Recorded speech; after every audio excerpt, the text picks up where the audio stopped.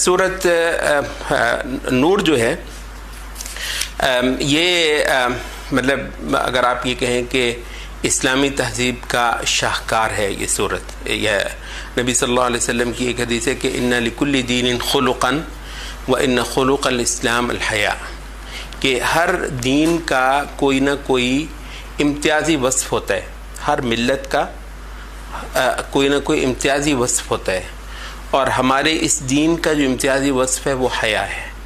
हया जो है वो इस दीन का इम्तियाज़ी तरीन वस्फ़ है।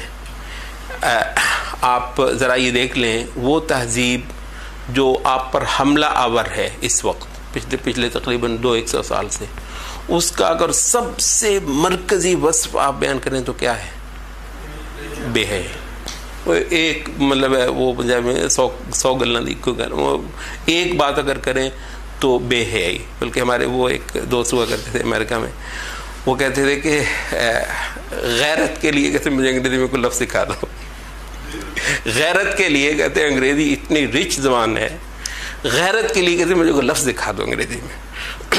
जो भी आप कहते हैं वो करें, कभी उसके लिए आप जेलसी का लफ्ज़ इस्तेमाल, जेलसी यार मतलब एक और चीज़ होती है।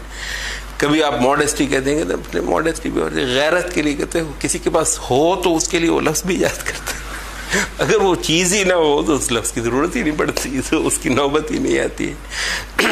तो बहरहाल 200 साल से हज़रात इस तहज़ीब के बेरहम तरीन हमले हमारी औरतों पर, हमारी बच्चियों पर, हमारी बीवियों पर, हमारे घरों के अंदर, हमारे बेडरूमों के अंदर घुसी हुई है ये तहज़ीब।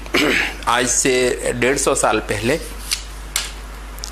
अगर आप इन बाज़ारों, इन शहरों, इन गलियों, इन सड़कों का अगर कोई तस्वीर हो आपके पास तो आप दंग रह जाएंगे। आज अगर इन्हीं सड़कों की तस्वीर आज आप एक ले लें, ज़मीन आसमान का फ़र्क पड़ गया है। अंग्रेज़ ने आकर, यानी हकीकत यह है कि कुछ चीज़ों को मानना चाहिए, अंग्रेज़ ने कभी